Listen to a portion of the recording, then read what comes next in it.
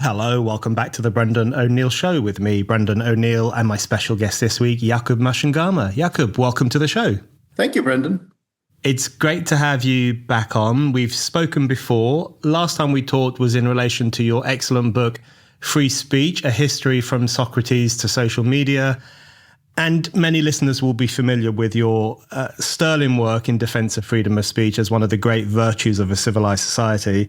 And I feel like there's a lot to talk about on this issue. I mean, freedom of speech is always in the news in one way or another, but at the moment it really is front and center in a lot of public discussion, given what's happening in America and also things that are happening in Europe. So to kick us off, I just want to ask you about your optimism levels at the moment in relation to freedom of speech. I think you're one of those people whose optimism levels goes up and down on this question, but I wonder how you're feeling right now, given the things that are going on and which I'm going to ask you about shortly. Yes, this is not a great moment for free speech, I think. Globally, I think living in the United States and suddenly seeing the Trump administration going after visa holders, green card holders for their speech is obviously not great. It's something that I've written quite a bit about lately. But I think more generally, I think there's a feeling that the US is retreating from sort of 80 years of really promoting free speech globally, not always consistently, not with a perfect record, but really pulling away from that and using free speech more as a sort of culture war issue rather than any semblance of a principled approach to it. I think that's likely to have really significant ramifications for the state of free speech around the world. Then you have the old world, and it was interesting to see Vice President Vance criticizing Europe in Munich a couple of months ago, and he was right on criticizing European democracies for restricting speech, where you see a tendency. I think I read the statistic that blew my mind. In the UK, it's something like 30 people a day being arrested for offensive online communications. And this is not something that's unique to the UK. It's even worse in Germany. France is also going in a quite illiberal direction. My home country of Denmark reintroduced a blasphemy law to prevent Quran burnings. So all in all, I would say it's pretty bleak, especially because the very countries that were supposed to be the guardians of free speech, the traditional heartland of free speech, are now quite happy to restrict this right, all in the name of protecting democracy. Yeah, that's a very good outline to kick off with. And you're right to raise Britain. I want to ask you about Britain. We need help in this country. Things are going pear-shaped very fast in relation to freedom of speech. But before we get into the old world, let's talk about the new world. Let's talk about the United States under Donald Trump. And let's talk about the threat of deportation for dissenters, I guess, for people who say things or think things that the new administration doesn't approve of. Listeners will be very familiar with the case of Mahmoud Khalil. It's been all over the global press for the past few weeks. He is the prominent activist who took part in the Columbia University Gaza protests in last year. I wasn't particularly a fan of those protests. I think lots of strange and odd things were said and done.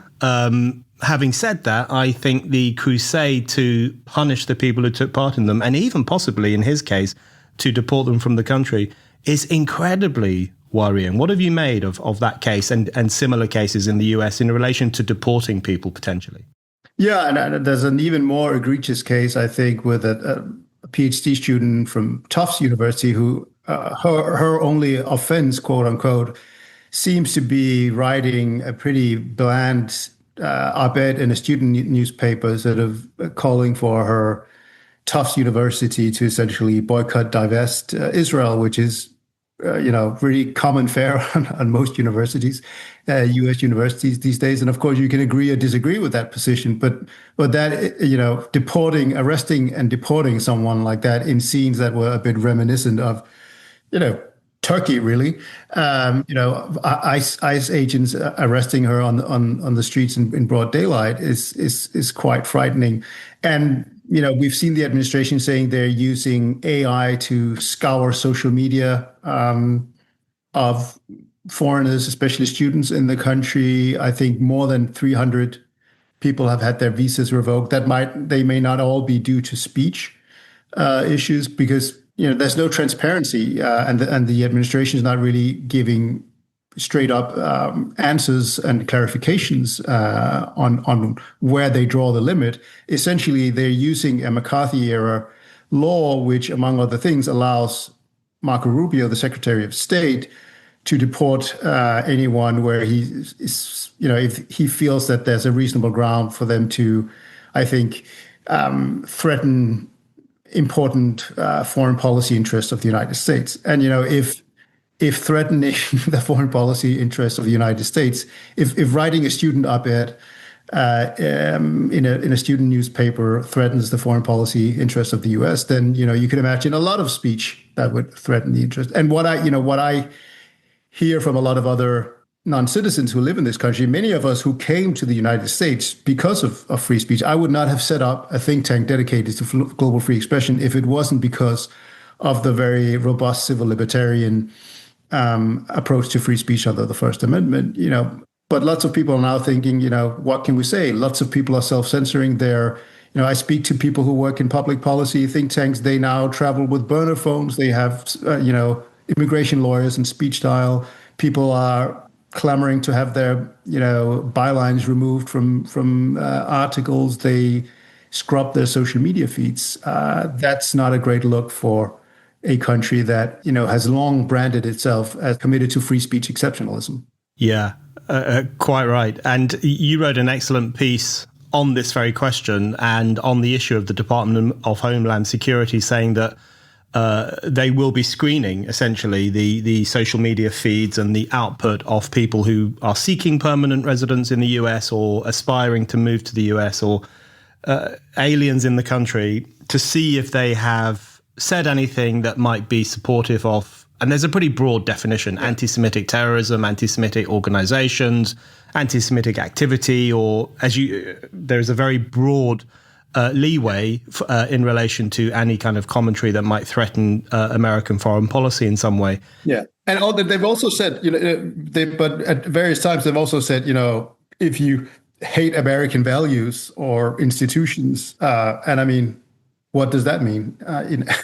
And in the piece that you mentioned, I highlight, Christopher Hitchens, a great export of the UK to the US, someone who lived as a green card holder, I believe, until 27 when he became a naturalized citizen.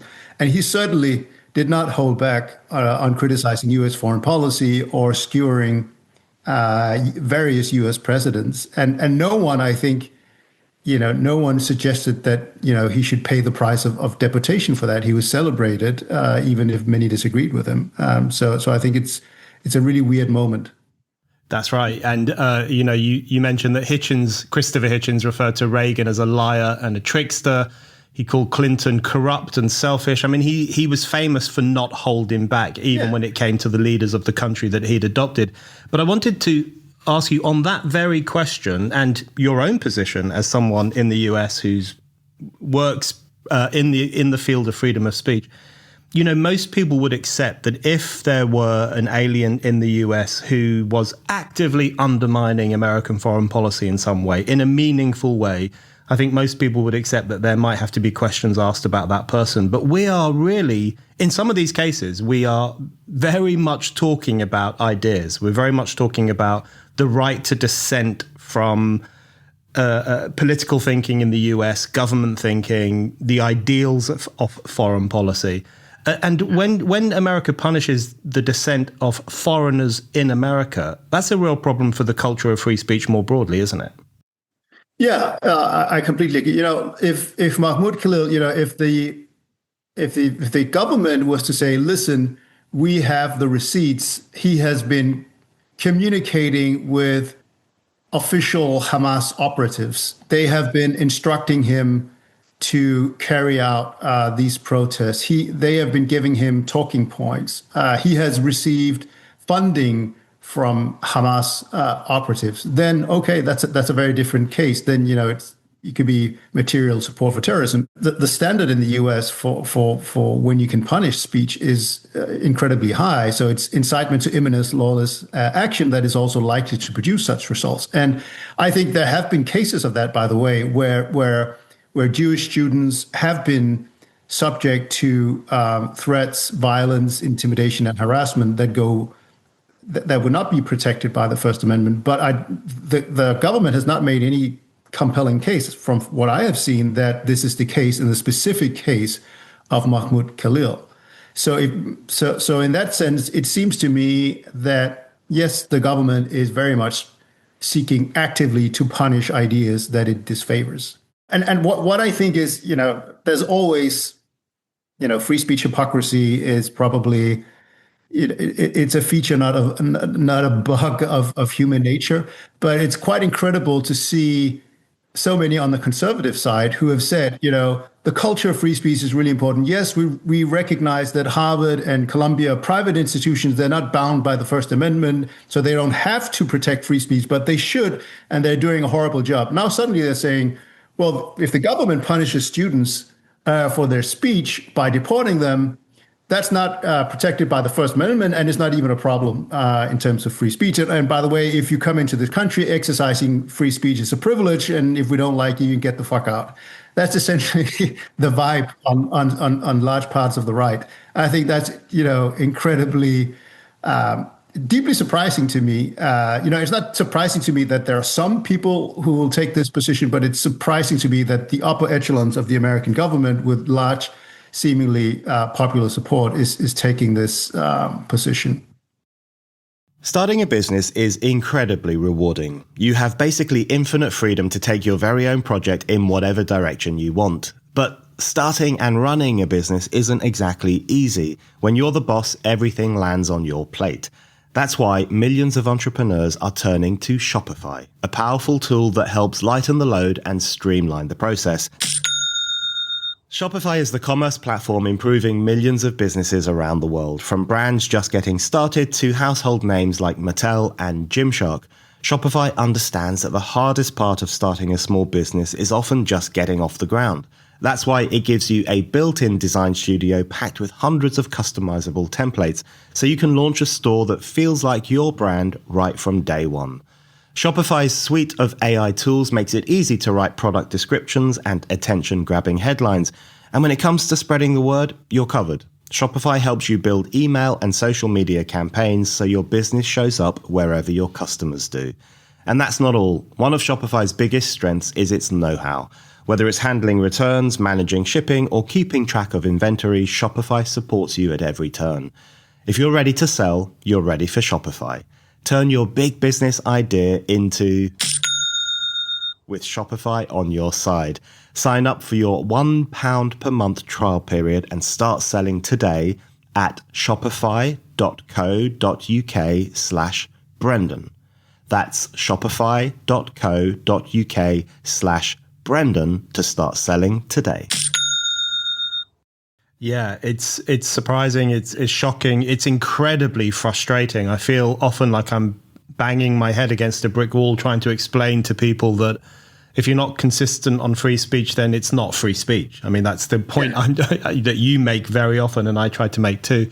I want to ask you in relation to the piece you wrote on this. One of the great things about the United States is that it has historically had this devotion to freedom of speech. Constitutionally, it's, I often dream of having a First Amendment in the UK, an amendment that, forbids the government from interfering with speech or publication or religion and so on. That would be a good thing. And that's one of the reasons America has attracted people from around the world, people fleeing religious persecution or political persecution, people who want to have that fundamental right to speak, to express themselves, to say what they believe. And you give examples in your piece about other historical instances where people have sought refuge in a country that is freer than their own. So you talk about Spinoza going to the Dutch Republic. Spinoza, one of the great Enlightenment figures who made a better defense of freedom of speech than so many other people in history.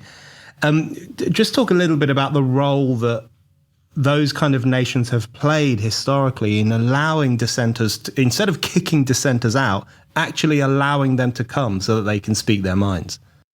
Yeah, no, I think you can start even earlier. I think you can start in the ancient Athenian democracy, right? Aristotle is not an Athenian citizen, but Athens allows him, he's there, he's a pupil of Plato, and then he sets up his own academy. And that was not, uncommon. So lots of great philosophers and thinkers were attracted to Athens because it had this conception of free speech called parousia, meaning fearless speech that was enjoyed even by non-citizens. So I don't think you can underestimate the importance of brilliant minds of the ancient world being attracted to this free speech zone.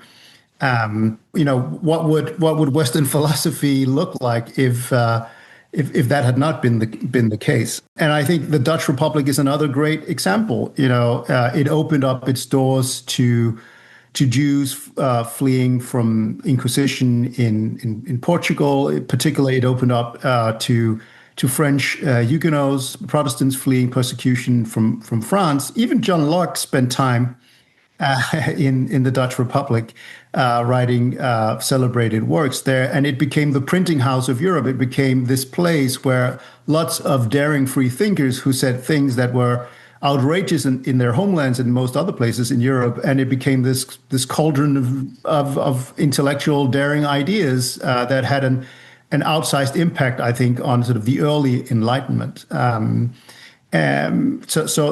I think throughout history, you really see these examples of states that are open to people coming in with ideas that challenge the status quo, that might even challenge basic values of that state. And that has huge benefits for free expression, but also just for civilization as such. And I don't think, I think you can still, that does not mean that you have to be in favor of open immigration as such. I was very heavily vetted before I was let into the U.S. I think that's fine. You can say, we don't want everyone. We want restrictive policies, but once you let people in, once you let them start a life, being at a university and so on, punishing them for their speech, I think is incompatible with the underlying idea of free expression. Yeah, definitely. Here in Britain, we have a lot to thank the Dutch Republic for as well, because a lot of the pamphlets that stirred up the revolutionary sentiment that transformed us into a democracy, a lot of those pamphlets had to be published in the Dutch Republic and then secreted back into the UK and distributed in pubs and so on. So John Lilburn was one, right? Yes, that's right. The Levelers, these oft forgotten heroes whose ideas of free speech and equality are very early and really astounding. They had that connection with the Dutch Republic. So that's another good example. Yeah. Okay, just sticking with America for a bit more, I wanted to ask you about one of the arguments we're hearing from people, and I'm even hearing this from quite sensible people who are normally on the side of freedom of speech, but they're wobbling. They're starting to wobble. And one argument that they're making is that, the rights that free-born Americans enjoy, native-born Americans, people who are proper citizens of the USA and have been there for a long time, those rights don't necessarily apply to green card holders or people aspiring to be American citizens or people visiting America. To me, that's an overly technical argument. And I think the broader argument, which is that the culture of freedom of speech suffers if you forbid dissent from someone simply because he's a foreigner, I think that still holds. But what do you say to that? What do you say to those who say, well, these are green card holders, these are aspiring citizens, they have to keep their nose clean, they should keep their heads down, they should watch themselves for a few years, and then they can say what they want to say. How do you respond to that? So obviously there are some rights that I don't get to enjoy and that I understand. I can't vote in elections. I think that's obviously perfectly reasonable. it would be mad to just open the doors to everyone comes in, and then they can vote before they go through the process of becoming a citizen. But freedom of expression, I think, the American tradition builds on essentially the idea that freedom of expression is not a license granted by government. It's a natural right. And it's the role of government to uphold that. So, if it's a natural right, why would you distinguish between citizens and non-citizens? And I also think just from a purely, utilitarian point of view, it doesn't make a lot. Are you saying that does America not benefit from the voices of foreigners? I think there's the statistic that I wrote another piece on this, and I think 35% of Nobel laureates who are sort of U.S. affiliated were immigrants or born outside the country. Around 50% of unicorn companies, so companies with a worth of more than $1 billion, have founders born outside the U.S. So ask yourself, would you go to the U.S. to pursue an academic career, or work 100 hours a week, spend all your savings to set up a successful company, if one day Stephen Miller wakes up, sees your tweet, and says, "No, I don't like this guy. We'll deport him." Of course not. Of course, free speech and freedom of expression for non-citizens is a huge advantage to the United States, one that has allowed their universities we can have all these gripes about the state of U.S. universities, but they're still world-class in many departments, and the envy of many others. They wouldn't be that, if they operated on the Russian or the Chinese model, right? And also, I would just say, for those Americans, go back and read Thomas Jefferson and James Madison, because this is not a new debate. So in 1798, the Alien Act was adopted, which allowed the president basically to deport anyone who he felt was a threat to the safety of the United States or had machinations against the government. And Madison writes a very detailed criticism and rebuttal, and he repudiates this idea that foreigners should not have rights. And he says, of course, it's a punishment if you deport someone who has moved to the United States to enjoy liberties that they could not enjoy anywhere else. Thomas Jefferson calls it, I think, a detestable law worthy of the 8th or 9th century. So these are the founders of the United States. James Madison is the architect of the First Amendment, and he certainly would not, I think, be in favor of this law. Yeah. Always worth reminding ourselves what the actual founders of the US said before we rush into any of these discussions. You talked earlier about how surprised you were and disappointed you were that, so many conservatives who for the past 10 or 20 years have been bemoaning cancel culture, especially on campuses, they have become converts to the cause of punishing dissent, and punishing it in a very extreme way. As you say, throwing someone out of the country is a severe punishment. And it feels to me like on both sides of this discussion right now, we've got people who I'm not convinced are serious free speech warriors. So we've got the conservatives who are saying, kick them out, don't say anything bad on your social media, otherwise you won't be allowed into America. So they've suddenly abandoned their supposed commitment to freedom of speech. But then on the other side, if you see the kind of some on the left who are rallying around Mahmoud Khalil, these are not people who have traditionally defended freedom of speech. And in fact, some of them are people who have been enforcing cancel culture on campuses for the past few years. How do you cut through that? Because you presumably find yourself having fleeting allies at a certain period and maybe understanding that they're not going to be by your side all the time on this question. Yeah, I think unfortunately that's that's just the business of free speech, right? You don't have permanent allies.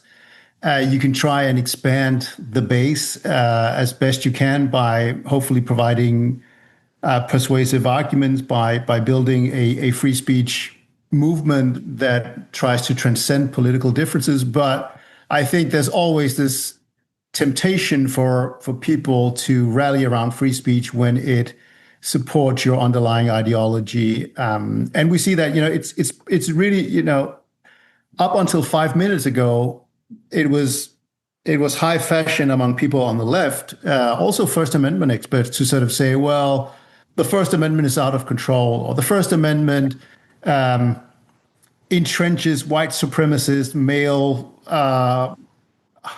values and is sort of weaponized against minorities.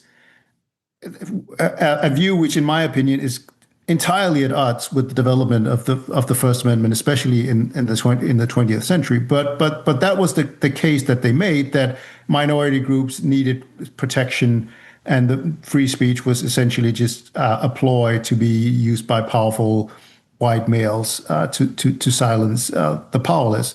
Now, some of these people on the left, who 5 minutes ago were arguing for limiting free speech, are sort of taking up the cause of free speech, and saying that, complaining that the Trump administration is violating this sacred American value that they wanted restricted before. And it's and some of the, of course, as you rightly said, there have certainly been instances in the US and around the world post October 7th where people have said things that were anti-Semitic, were supportive of Hamas, or at least sort of justified a terrorist attack, right? And I think it's quite clear that a lot of the people who are now saying that this speech should be protected from the overreach of the Trump administration would not be making that argument if this type of speech was labeled against other minority groups, for instance. And so this is the incredibly frustrating thing. And so if you were sort of a culture warrior like Chris Rufo, you might just, be laughing it up and saying, well, you're just getting your just desserts.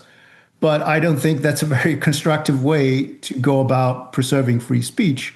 It's not about who started it or who, how do you unravel all of that history? Because, most people are not very principled. So you just have to stay, I think, loyal to the principle of free speech and call it out on an equal basis as best you can, and realize that very often you'll be abandoned as the political winds change. I'm quite certain that if in 4 years' time we have a president and a Congress that is Democrat rather than Republican, I'm pretty sure that there will be a renewed sense of sort of, okay, we want to get back at the overreach of the Trump administration, and how can we ensure that something like this never happens again? Well, maybe we need laws against disinformation or right-wing extremism or the like, and then we go again. Yeah, I think if freedom of speech becomes a weapon in the culture war, it's going to be disastrous. If it's used as a weapon by the right sometimes and then by the left at other times, I think we miss the true purpose of it, which is that it's not a weapon in a culture war, but it's a principle by which we should live our lives. And in relation to that, I wanted to ask you how you cut through that frustration that sometimes the right, sometimes conservatives are on the side of freedom of speech, sometimes they're not, and the same with the left. What argument do you make to those flighty defenders of freedom of speech, if we're going to be polite, in order to try to convince them that moral consistency on freedom of speech is not just a pose, it's not just a posture, it's absolutely essential to the real meaning of freedom of speech? I think, first of all, you yourself have to sort of show that you're willing to defend free speech across the board.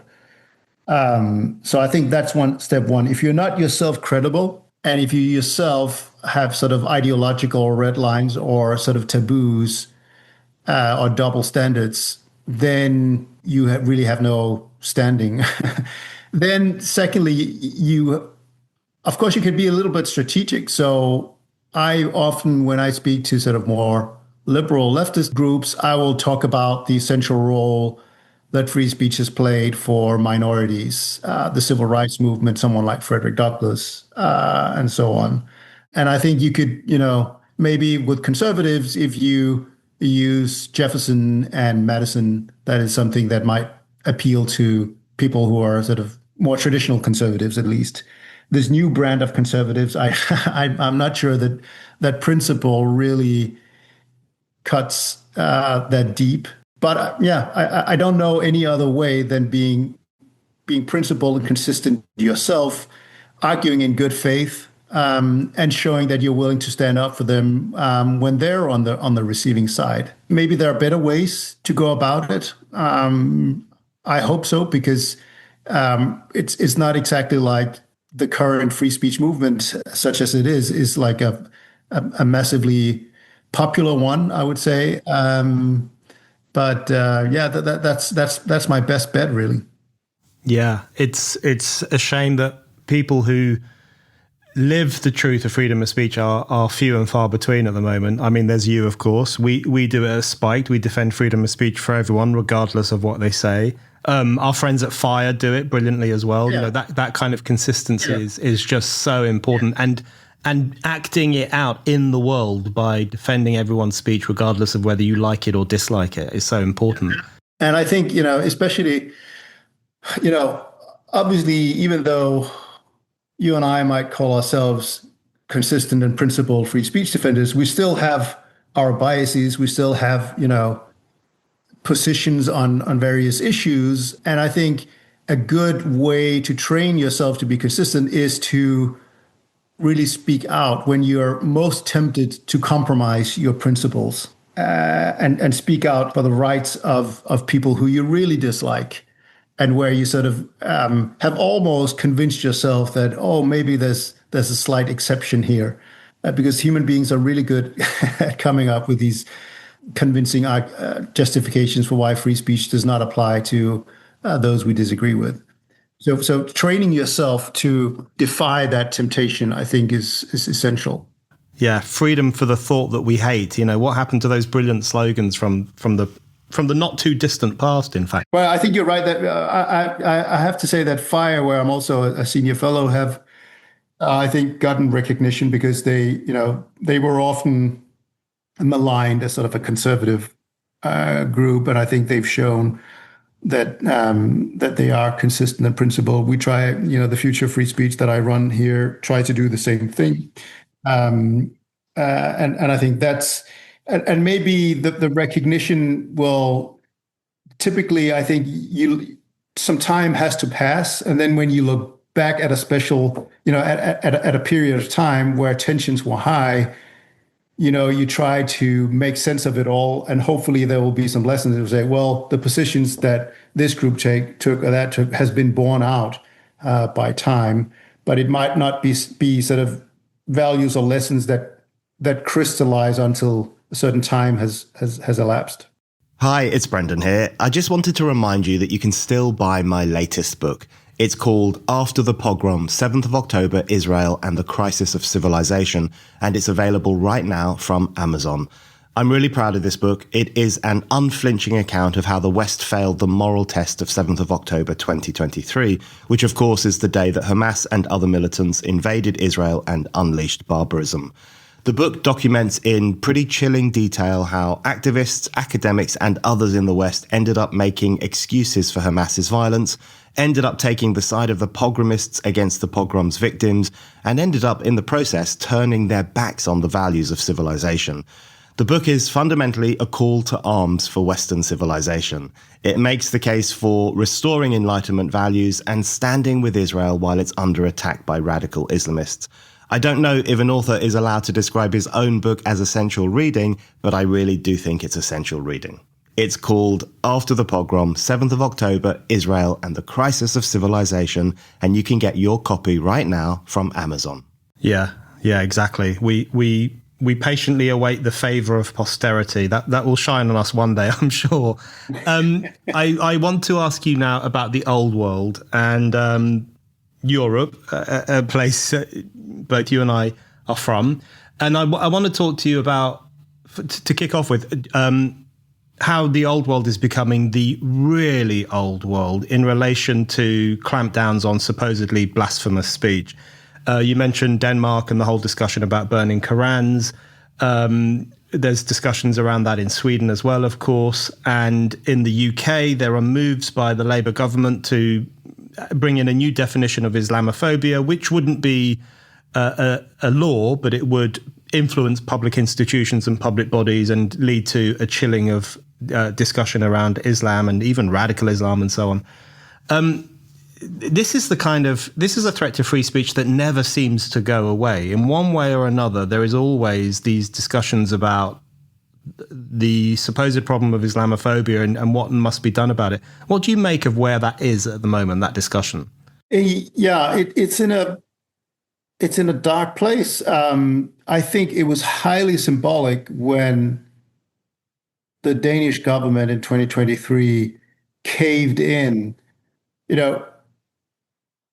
This year is the 20th anniversary of the Danish cartoons published by Jyllands-Posten, the Danish newspaper, that really set off a firestorm and made sort of the question of free speech and religion a burning global issue. And what happened to Charlie Hebdo, for instance, is downstream from Jyllands-Posten because Charlie Hebdo republished some of those cartoons. And the Danish governments over time stood firm. They refused to condemn the newspaper. They refused to introduce blasphemy laws. They defied boycotts and diplomatic pressure, threats from terrorist groups that could have resulted in pretty devastating mass terrorist attacks with multiple killings of civilians, only to then cave in 2023 after these far-right protesters burned Qurans. And of course, burning a Quran might not be the most eloquent way to make your point. And they were deliberatively provocative, but that's part and parcel of free expression, in my view. And I think burning a Quran or the Constitution or a flag is, a symbolic protest that should be protected, and no religion or philosophy or doctrine should have any special protection. It's quite absurd that if I go to Denmark and I stand in front of Parliament and I burn the Danish Constitution, that's perfectly protected. But if I burn the Quran, I risk imprisonment for doing so. And I think that Denmark became it's sort of a domino piece that fell and set in motion a chain reaction, because as long as Denmark stood up, I think that maybe emboldened other democracies saying, okay, we can't compromise. But then suddenly you see Sweden using its hate speech laws to go after these Iraqi refugees that had burned the Quran as a protest against Islamism. What's even more tragic is that one of these refugees was shot and murdered a few days before the verdict, while the other one was still, convicted and fined. And now we're seeing in the UK someone protesting by burning a Quran outside. I think the Turkish consulate, am I right, is facing charges that seem to be stretching the law. And based on this premise, and I think it's fear probably that's driving this, but also maybe a sense that in the old world that Europe does no longer have the geopolitical clout that we once have. So we need favors from Turkey, we need favors from the Gulf states and so on, and therefore we have to sacrifice free speech a little bit. And I think that's really disturbing, and that's also one of the reasons why I fear the consequences of the US sort of pulling away from promoting free speech globally, because they have sort of been a backstop. Without them there, I don't see Europe sort of promoting free speech globally. And whereas you see a number of countries like China, Russia, really aggressively pushing these illiberal norms, human rights norms, including the subversion of free speech in international fora. And so if Europe is essentially internalizing those red lines in national criminal law, what's the end point? Yeah, I mean, it's shocking the extent to which, the clampdowns on so-called Islamophobia in Europe are in many ways that they come across like an extension of the war on blasphemy in the Muslim world. You know, and there's often an interplay between those two things. Firstly, in terms of the very idea itself, that the Quran should be a privileged book beyond criticism, beyond mockery, but also, as you say, because it seems some European nations are, you know, they need favors from countries in the Muslim world, and therefore they don't want to upset them. So it's a very dispiriting state of affairs. Do you think one of the problems is with the very idea of Islamophobia? And this is not to, diminish the fact that there is anti-Muslim bigotry in Europe. It's a problem. We should talk about it. But Islamophobia is something slightly different, isn't it? And I wonder if it's that idea itself that really needs to be kind of taken down. Yeah, because what does it mean, right? You know, Islam is a religion, and one of the reasons why European Western democracies are comparatively free and open is because we have fought very hard to be able to criticize religion, to question religion, to be skeptical about the truth of revealed religion and so on.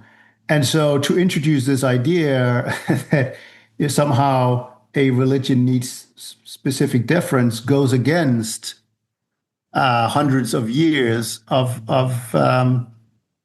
shaping open, free democracies. So I don't like that term. As you said, anti-Muslim bigotry is certainly an issue that's different. I personally don't think that you should punish even hate speech labeled against Muslims or Jews or whatever.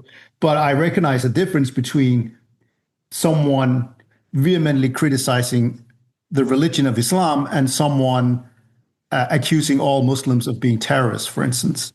There's a very important moral distinction between these two. But one of the things that I think this is again to do with the free speech hypocrisy. Post October 7th, there's been a real clampdown on pro-Palestinian speech and protest in many European countries.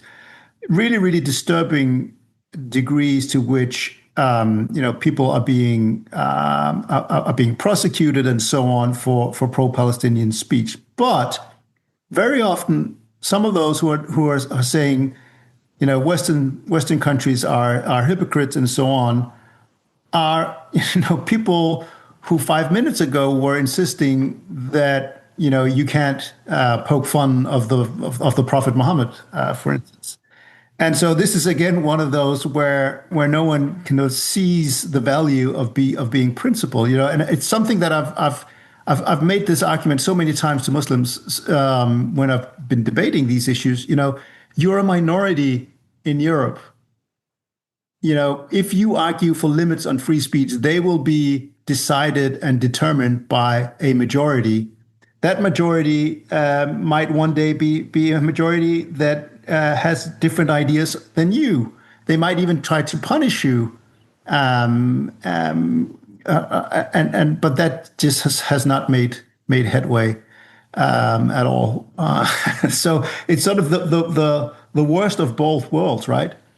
Instead of saying no group should have special protection, we're saying every group should have their sacred taboos protected and sacrifice principle along the way. It's and the issue of Palestine protests is such a good example because there are severe clampdowns on that particular form of protest, which is an intolerable assault on people's freedom of speech and their freedom of association.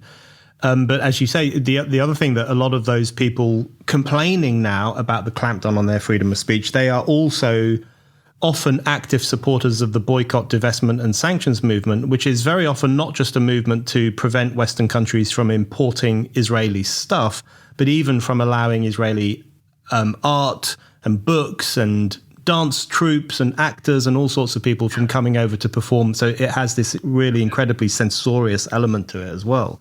Yeah, and the same on U.S. college on U.S. college campuses, some of the people who might be in danger of being deported, being targeted by the administration were student groups that were advocating that no speakers who support Israel or sort of pro-Jewish should be allowed to speak on college campuses, right? So, just one more question in relation to this is on the emboldening effect, which I think it's something that people are very reluctant to talk about often, but it seems clear to me that, the moral cowardice of Europe in the face of whether it's countries in the Muslim world or just the very idea that we should have the right to criticize Islam and the Quran, that moral cowardice is not just annoying and a pain in the neck to people like you and me who like freedom of speech. It's also quite dangerous, isn't it? Because it emboldens the extremists. And, I often think the Charlie Hebdo case, and it was the 10th anniversary this year, I think that's a good example of it. Because if you grow up in a country, as those two killers did, in which the signal from officialdom all the time is that it's really bad to criticize Islam, it's bad to hurt Muslims' feelings, we should, protect them from any kind of bad feeling or any attack on their self-esteem or self-worth, etc. You're going to develop that into something of a personality, and you're going to become a more intolerant person. Then, of course, after Charlie Hebdo, you have these American novelists and Western and European intellectuals who just said, well, if only it hadn't published all those cartoons of Muhammad, maybe this wouldn't have happened. And all that excuse making and apologism, it really is quite a dangerous phenomenon, isn't it? Yeah, I call it the jihadist veto, and I think the jihadist veto, unfortunately, is winning, or at least making headway. Because most people don't like to admit that they're afraid or that they cave out of fear, and so they'll rationalize it by making these transparently bad faith arguments about the need for tolerance. Tolerance now no longer means suffering, ideas that you don't like. Now, tolerance means that you have to ban ideas that you don't like in order to protect supposedly vulnerable, marginalized groups, rather than, look the other way of saying, the only reason why a minority group, including Muslims in the West, can live and express there's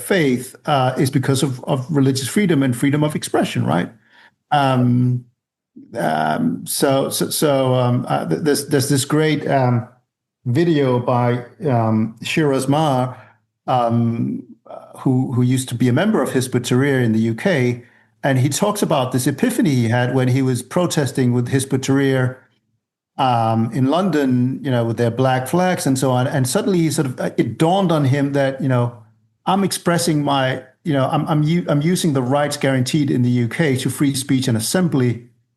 But if I was in power, if Hizb ut-Tahrir got their way, if they were to establish a global caliphate, we would take away all those rights. And then suddenly his worldview fell apart. That was the sort of sudden realization that that made it impossible for him to stay with Hizb ut-Tahrir. And I think that is something that's an argument we need to make much more forcefully, rather than coming up with these weasel words about, we need respect and tolerance, and that means refraining from criticizing religion or poking fun at religious figures, if that's what you feel like doing.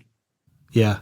Okay, I want to ask you about Britain. We're struggling here in the UK in relation to a freedom that we did so much to found and to promote. Many of the great free speech thinkers come from the UK. I want to ask you about a case involving a woman called Lucy Connolly, which I'm sure you will have heard of. So Lucy Connolly is a woman who has been given a 31-month prison sentence, like literally in a prison cell. This is not an exaggeration, for writing a tweet during the Southport riots last year. It's broadly agreed that this was a very obnoxious tweet and a hateful tweet. So she said, burn down the hotels. I don't care if the immigrants are in there. Deport them all, etc., etc. And for that, she was jailed for 31 months. How do you address a case like this? This case, at last, rather belatedly, is causing shock in this country. It's been brought to people's attention by Alison Pearson at the Daily Telegraph. And people are really shocked that this could happen in Britain in the 2020s. What have you made of this case, and what do you think it tells us about what's happening in the UK right now?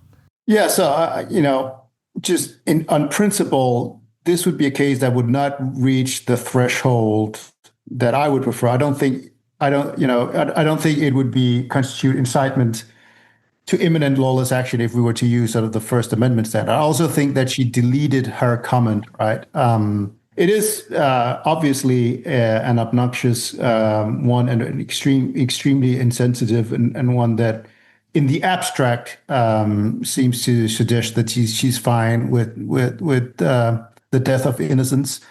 But look, are we safer in a country where we don't know that there are people who harbor these expressions, and where we're not allowed, we don't allow people to vent frustrations, or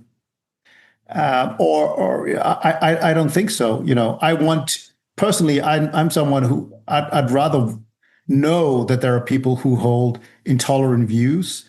I am also knowing that human beings are emotional creatures, and that when something like the Southport massacre happens, people are likely to respond in an emotional way, especially when you have social media, and write things that may not reflect their true views on things. I think that's better that you allow them that outlet than the opposite. But even if you were to say, we need hate speech laws in place, I think the idea of sending someone to prison for 31 months for a tweet is, completely incompatible with any notion of freedom of expression. It's a draconian sentence, I think, and I think that there were quite a few draconian sentences meted out in the aftermath of the Southport killings. Yeah, there were, and it's finally stirring up a bit of discussion here at last. Okay, I wanted to ask you one final question, just in relation to, I mean, it's a big question. You might not be able to answer all of it, but in relation to the old world versus the new world, and who might we trust to defend freedom of speech? Because I have to confess to you that when J.D. Vance did his talk in Munich, and he really gave Europe a telling off, and he said, look, you guys have lost the plot. You're jailing people for saying things. You're censoring people from praying outside clinics. You're doing all sorts of things you shouldn't be doing. I must say that I found that quite thrilling, and I was cheering him on in parts because what he was saying was correct. And then, of course, it slowly dawns on you that the Trump administration can't really be trusted with freedom of speech either. So what do you think happens next? I mean, if America is no longer a reliable partner on the question of freedom, and Europe is, doing everything within its power to move itself away from the old ideals of freedom, what do you think comes next? How do we tackle this kind of transatlantic crisis of freedom of speech?